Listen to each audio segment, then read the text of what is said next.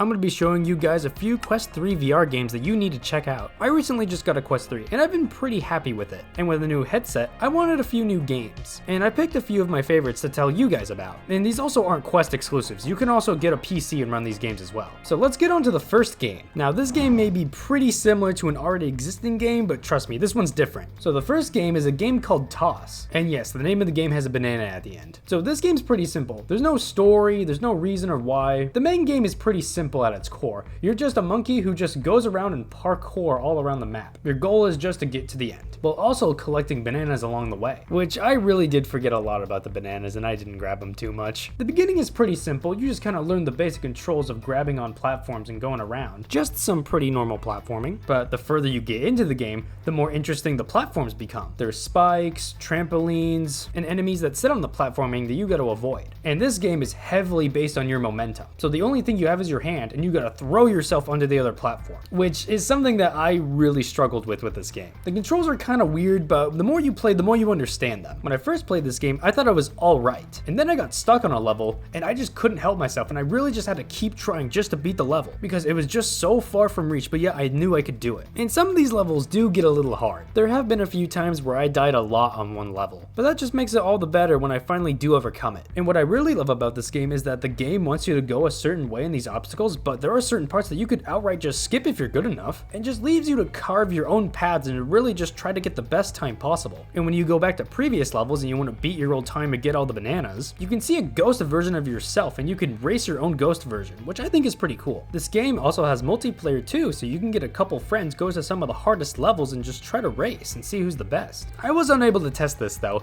because my friends were busy. Yeah, let's go with that. Another small thing I like about this game is that the color of your sleeves change depending on how far you are in the game, which I think is just a nice touch. So overall, this is just a nice fun parkour game to play, which has a nice charm to it and is just really creative. But you know, if platforming isn't your thing, I can understand, because the fourth game that I play and I'm going to talk about is really different from this one. If you'd rather just swing a sword and kill a bunch of monsters, this game is great for you. And the game I'm talking about is Ancient Dungeon VR. This game takes a lot of inspiration from other dungeon crawlers, but puts it in VR. This game really reminds me of The Binding of Isaac if it was in VR, except without all the blood and a bunch of the weird messed up stuff in that game. So in this game, you're given two weapons, a sword and a dagger, and you go into these random dungeons and try to fight for your life. And you try to get as far as possible in the dungeon. There's unique monsters with interesting attacks, there's secret entrances and keys to chests around the map, there's small bits of parkour, there's traps around that you got to avoid, and there's a bunch of vases and crates that have keys in them to open chests or doors, which could then lead you into a shop to buy items. And at the end of each main part of the dungeon, there's a boss fight at the end that really tests your strength.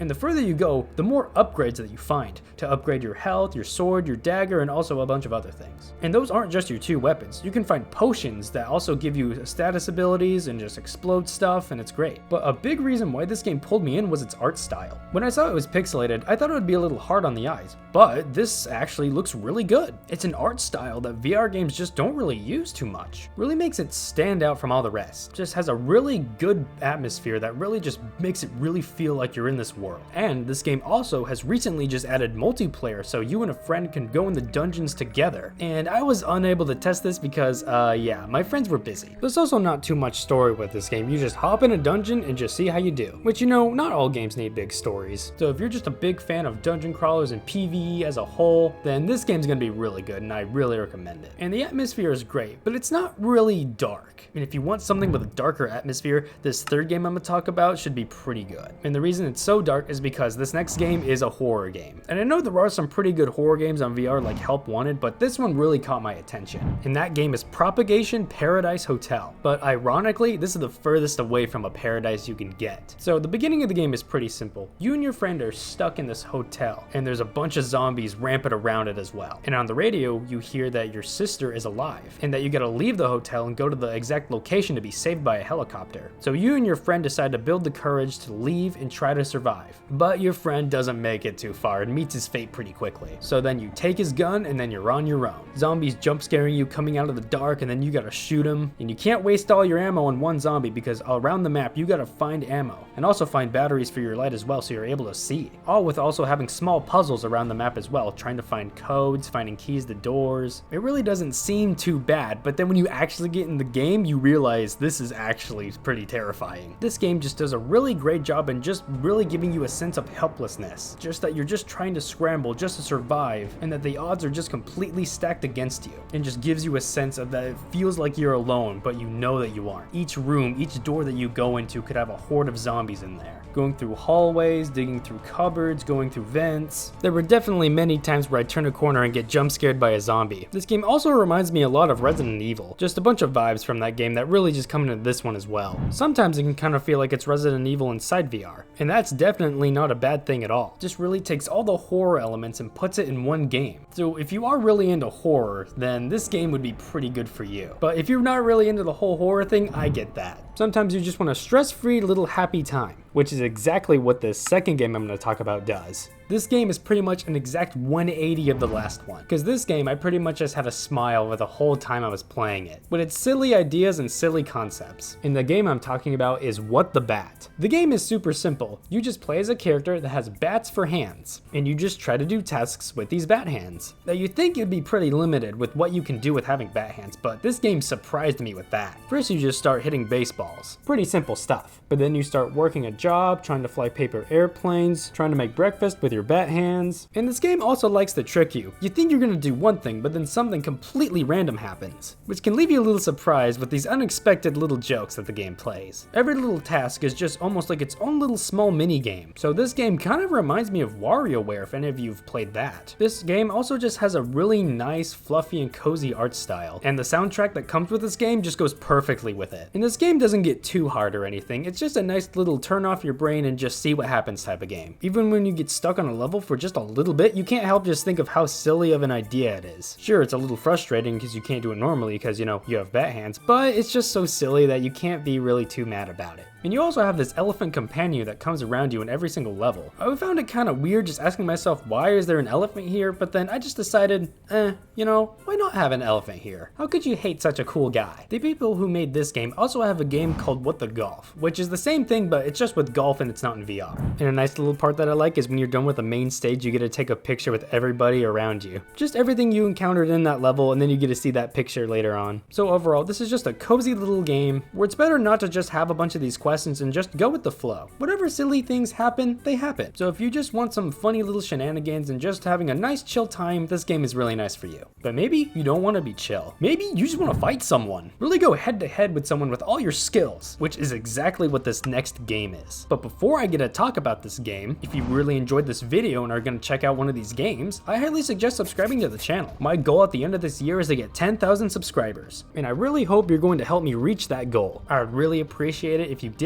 and if you don't want to, you got this far into the video, so you're pretty cool anyways. But back to what I was talking about. In this game, you get to fight and really test your knowledge, and you test that knowledge by the sword you wield. I'm of course talking about the game Broken Edge. So the main part of this game is it's you and your opponent, and you're trying to hit the other with your sword. It seems pretty simple, but it's a little more complicated than that. There's a lot of moving parts of this game, but by and large, when you and your opponent's sword collide, they do damage to each one, and the closer you hit to the hilt of their weapon does more damage. And if it gets too damaged, your sword completely breaks. And then at that point, there's really not much you can do. You are also given a shield that helps you as well. It's a game that has a lot of strategy and that you really need to try to get into the head of your opponent. And there's so many classes to choose from. There are a total of 9 classes you can choose from. A few of them being the knight, the samurai, the tyrant, there's a lot. Some of them have longer swords, bigger shields, or even dual wield swords. So depending on how your playstyle, how you want to really get at it, you could choose one of these to help you. And also just gives the game a lot of more replayability, understanding what their weaknesses are, what their strengths are, and how to overcome that. Yeah, there is a lot of information on the classes and how they work and their fighting style, but you don't really have to remember all that stuff. I know I didn't. But I'll say, from personal experience, I'm really not good at trying to figure out what my opponent's thinking. Because there have been times where I went up against someone and just got completely destroyed. Which that isn't the game's fault, that's just my fault for not really understanding everything. And yeah, there are times where I've lost a lot, but you know, I had fun doing it. But that's okay. okay because there's always room for improvement. So if you really just want to outwit your opponent and use your strengths to become victorious, this game will be really good for you.